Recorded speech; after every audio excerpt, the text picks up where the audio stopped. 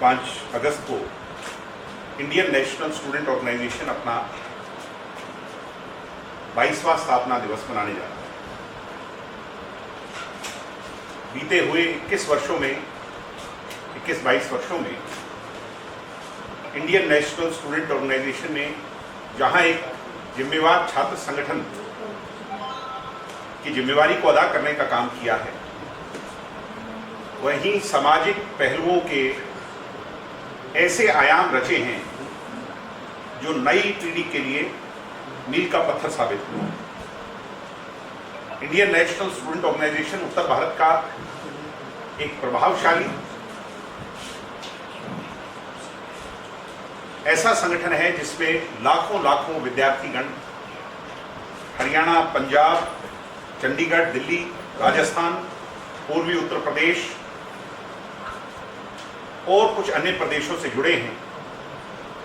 ऐसे भी विद्यार्थी इससे जुड़े हैं जो देश के विभिन्न प्रदेशों से, जिनका मैंने नाम लिया, उनसे अलहदा आते हैं और इन यूनिवर्सिटीज़ में पढ़ते हैं। दिल्ली जैसी यूनिवर्सिटी में पढ़ते हैं, चंडीगढ़ यूनिवर्सिटी में पढ़ते हैं, बिहार के छात्र हैं, तमिलनाडु के छात्र हैं, अन्य प्रदेशों के छात्र हैं जो इस संगठन के साथ जुड़े हैं। पिछले दिनों गुजरात के अंदर भी इंडियन नेशनल स्टूडेंट ऑर्गेनाइजेशन की शाखा की शुरुआत हुई और मुझे खुशी है ये बताते हुए कि वहाँ भी हजारों विद्यार्थियों ने इसका हिस्सा बन करके इसे अपनाया। युग पुरुष स्वर्गीय चौधरी देवीलाल जी की सोशलिस्ट सेक्युलर सोच,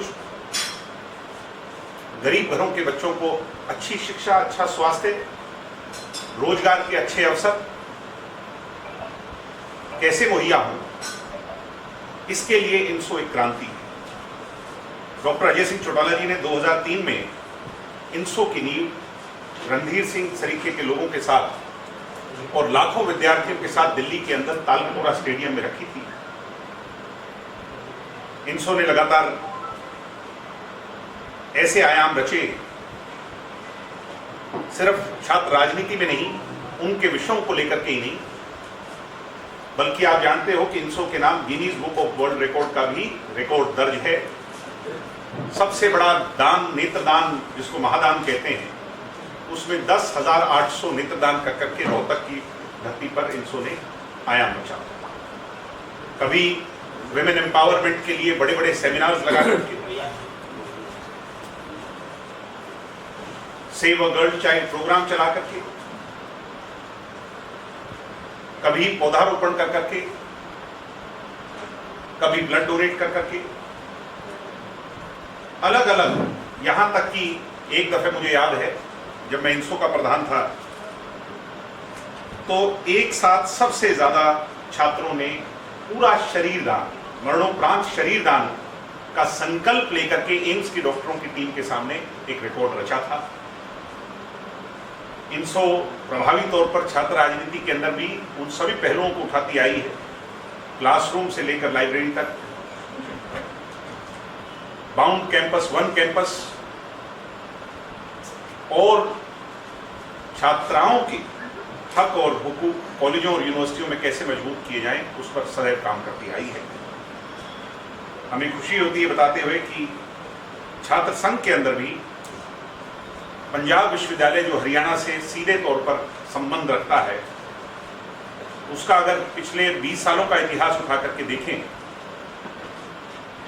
तो उसमें दर्जन भर बार, यानी 12-13 बार ऐसा हुआ है कि हमारा संगठन चुनाव जीता है। और पिछले 2 वर्षों से मुझे बताते हुए और भी ज्यादा खुशी है कि चंडीगढ़ के अंदर जिस मार्जिन से हम चुनाव जीते हैं, ये पंजाब यूनिवर्सिटी का रिकॉर्ड है। दिल्ली यूनिवर्सिटी में अच्छा प्रदर्शन रहा, राजस्थान के अंदर कई कॉलेजों में चुनाव जीते, और वहां की आयुर्वेदिक यूनिवर्सिटी जोधपुर के अंदर जो है, उसके अंदर भी हम चुनाव जीते। अब उसका, उस संगठन रूपी जो पौधा लगाया था, वटवृक्ष बन चुका है, उसका 22वां स्थापना दिवस आया है। डॉक्टर अजय सिंह चौटाला जी ने जो नींव रखी थी, सैकड़ों, हजारों, लाखों विद्यार्थियों ने उसे सींचकर अपने खून पसीने से आज बड़ा बनाया। मुझे इस बात को बताते हुए खुशी है कि इस बार उसका स्थापना दिवस इनसो का स्थापना दिवस हम सिरसा में मनाने जा रहे हैं। चौधरी देवीलाल यूनिवर्सिटी सिरसा के अंदर आने वाली 5 तारीख यानी सोमवार के दिन हजारों छात्र प्रदेश भर के यहां पर हिस्सा लेंगे। बहुत बड़ा विशाल कार्यक्रम होगा, एक पर्व फेस्टिवल त्योहार की तरह हम उसे मनाएंगे। डॉक्टर अजय सिंह चौटाला जी और हरियाणा के पूर्व उप मुख्यमंत्री, हरियाणा के युवाओं के दिलों की धड़कन भाई दुष्यंत सिंह चौटाला जी उस कार्यक्रम को संबोधित करेंगे, डॉक्टर साहब संबोधित करेंगे, प्रदेशाध्यक्ष हमारे ब्रिज शर्मा जी संबोधित करेंगे और तमाम पार्टी के वरिष्ठ नेतागण छात्रों को दिशा दिखाएंगे। हमारा क्षेत्र नशे की गत से जूझ रहा है। नशे के लिए आज ऐसी पीड़ा है लोगों के मन में और इसके खिलाफ वार करने, इसके खिलाफ एक जंग लड़ने की लोगों के मन में एक जूझ है। इस बार हमने ये फैसला लिया है कि नशे के खिलाफ अभियान को इस स्थापना दिवस से जोड़ते हुए हम बड़ा ऐलान 5 अगस्त को वहां से करेंगे, जिससे कि बॉर्डर से सीमावर्ती लगते इन तीनों जो ये हमारे दोनों प्रांतों से लगते जो हमारा इलाका है उसके अंदर एक नई लड़ाई का आगाज हो। जैसे सामाजिक पहलुओं पर जीत हासिल इनसो ने सदैव करी है, समाज की इस क्रूरता के खिलाफ भी लड़ाई लड़ने के लिए इनसो और उसके विद्यार्थी अपनी जिम्मेवारी को अदा करेंगे। मुझे ऐसी पूरी उम्मीद है। चुनाव की, लेकिन आप मुख्यमंत्री उप मुख्यमंत्री दुष्यंत चौटाला भी रहे, तब भी आपकी लड़ाई जारी की। अब क्या स्थिति है? क्या सरकार से लगातार भारतीय जनता पार्टी कहीं ना कहीं उनका छात्र संगठन अखिल भारतीय विद्यार्थी परिषद इतना प्रभावशाली नहीं है हरियाणा। बीजेपी सत्ता में जरूर आ गई होगी मोदी लहर में, मगर विश्वविद्यालयों और कॉलेजों के अंदर जो रूट्स हैं यानी काडर बेस्ड अभी भी इनका कमजोर है। कहीं ना कहीं बीजेपी को ये इल्म है, एहसास है कि अगर पहली बार भी छात्र संघ होगा, डायरेक्ट इलेक्शन होंगे, तो उसका खामियाजा बीजेपी को भुगतना पड़ सकता है। जब मैंने लड़ाई लड़ी थी और बात भूख हड़ताल तक चली गई थी, लंबे संघर्ष हुए थे, सरकार को झुकाया था। रामविलास शर्मा जी उस समय एजुकेशन मिनिस्टर थे, मनोहर लाल जी चीफ मिनिस्टर थे, चीफ सेक्रेटरी तक को आकर के बात को मानना पड़ा था, स्वीकारना पड़ा था। उसके बाद सरकार ने जो कमिटमेंट किया, जब हम सत्ता में हिस्सेदार बने तो मैंने समय समय पर इस आवाज को उठाया। पहली बार इनडायरेक्ट इलेक्शन करवाए गए।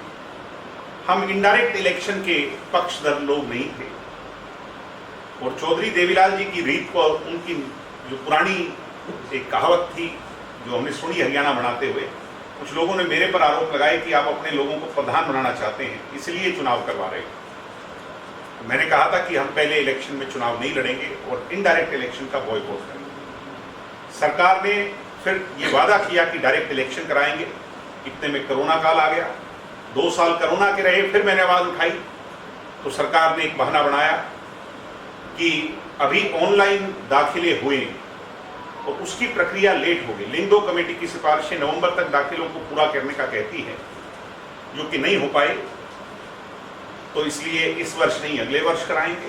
पिछले वर्ष मैंने बहुत आवाज उठाई, मगर इनके कानों तक यूं नहीं रहेगी। इनके मन में कुछ और ही था जो कि किसी से छुपा नहीं है। और समय, वो कहते हैं बाइंग टाइम, अंग्रेजी की कहावत है, ये बाइंग टाइम करते रहे। छात्र संघ चुनाव का कमिटमेंट सिर्फ इनसो ने अदा किया। आज कहने को कोई कुछ भी कहे, मैं नहीं कहता कि दूसरे लोगों ने आवाज नहीं उठाई, मगर मैं ये भी कहता हूं कि इनसो ने जो जिम्मेवारी अदा की वो आज तक किसी ने नहीं की। कागज पर सरकार को लेकर के आने वाला संगठन है तो इनसो है। इसके लिए हम सभी लोगों को आज फिर सरकार से मांग करनी चाहिए कि प्रत्यक्ष तौर पर छात्र संघ चुनाव की बहाली हो, नई लीडरशिप आगे उभर करके आए और धन बल के मार्फिक जो राजनीति हो रही है उस पर विराम। अच्छे लोग आगे आए, सोशलिस्ट सेक्युलर लोग आगे आए, गरीब किसान मजदूर कमेरे की आवाज कॉलेजों और यूनिवर्सिटियों से उठे। दिग्विजय, ये चुनाव प्रत्यक्ष जो आप डिमांड करते हैं, आपको नहीं लगता कि कहीं रक्त रंजित होने का इसमें खतरा रहता है? कोई भी चुनाव जो होता है उसमें हर तरह के पहलू होते हैं। मगर ये सरकार की जिम्मेवारी है, पुलिस या प्रशासन की जिम्मेवारी है कि उस पर लगाम लगाए। इलेक्शन राजस्थान में होते हैं, चंडीगढ़ में होते हैं, अन्य प्रदेशों में, दिल्ली जैसी बड़ी यूनिवर्सिटी में होते हैं। अगर वहां लाखों विद्यार्थियों के इलेक्शन कराने संभव हैं तो यहाँ तो हजारों का मामला है। इसका मतलब सरकार अपनी जिम्मेवारी से पीछे है। मैंने जैसा कहा कि हर पहलू पर स्टूडेंट्स के इमोशन और उसकी भावनाओं को करती है। कलाकार साथी हमारा साथ देते हैं, निश्चित तौर पर वो भी आएंगे, जल्द आपके बीच में उनके नाम भी रखे जाएंगे। जैसे जैसे जो लोग फाइनल होते हैं, मुझे ऐसी उम्मीद है कि कुछ ऐसे राजनीतिक चेहरे भी आएंगे जो हमारे लिए सरप्राइज होंगे और भविष्य की हरियाणा की राजनीति पर उनका एक बड़ा असर होगा। आपको याद होगा 2016 के अंदर या 17 के अंदर, मैं अगर गलत ना हूं, तो कैथल में हमने ये कार्यक्रम किया था। तो तेजस्वी यादव सरीखे के लोग, अखिलेश यादव जी ने अपने पार्टी के एमपीज को भेजा था और तमाम लोग आए थे और वहां से हरियाणा की राजनीति में भूचाल आ गया। मैं ये कहता हूं कि अब ये चुनावी वर्ष है तो इस संबंध से भी आपको जोड़ ही लेना चाहिए। जो आपका सवाल है मैं उसी का जवाब अगर दूं कि हरियाणा की अक्टूबर में होने वाली राजनीति पर इस 5 तारीख का बहुत बड़ा प्रभाव होगा। ऐसे लोग भी उसमें शामिल हमें होंगे। चुनाव को लेकर आपकी तैयारी चल रही है, ऐसा उस बारे में? हमारी तैयारी सभी 90 विधानसभा क्षेत्रों को लेकर के चल रही है और मैं पार्टी ने जो मेरी ड्यूटी लगाई है, पार्टी के नेताओं ने, शीर्ष नेतृत्व ने, मैं दिवाली के अंदर घूम रहा हूँ, लोगों की जन भावनाओं को पार्टी के साथ कैसे जोड़ा जाए उसके लिए प्रयास कर रहा हूँ। और मुझे उम्मीद है कि हम दिवाली की सीट, पहली सीट अगर दुष्यंत चौटाला के खाते में आएगी तो दिवाली की सीट होगी, ये मैं आपको मैं आज मुख्यमंत्री जी का बयान सुन रहा था, 50,000 नौकरियां देंगे। ऐसी इमेच्योर बातें जब से मुख्यमंत्री बने हैं तब से कोई रोड मैप नहीं है, कोई विजन नहीं है, कोई दिशा नहीं है, सिर्फ कह देना मात्र भर। आप अगर HKRN में ही देखें कि सरकार का कमिटमेंट था कि हम गरीब को पहल करेंगे, यानी जो समाज का पिछड़ा अंग है हम उसको पहले मौका देंगे। मैं आज बहुत से गांव में जाता हूं और मैं ये आपके माध्यम से रेज करना चाहता हूं समाज को। मैं बहुत से गांव में जाता हूं, वहां पर जिसकी फैमिली इनकम अंडर 25,000 है, अंडर 50,000 है, उनके बच्चे घरों में बैठे हैं और मैं ऑन रिकॉर्ड कह रहा हूं कि मुख्यमंत्री जी ये बात आप सुने कि जिनकी फैमिली इनकम 5-5, 6-6, 7-7 लाख है, उन लोगों के घर में 2-2, 3-3 लोगों को HKRN के माध्यम से रोजगार मिला। HKRN के खिलाफ मैंने सरकार में रहते हुए आवाज उठाई। मैं आज फिर कह रहा हूं, HKRN टोटल कोलैप्स है।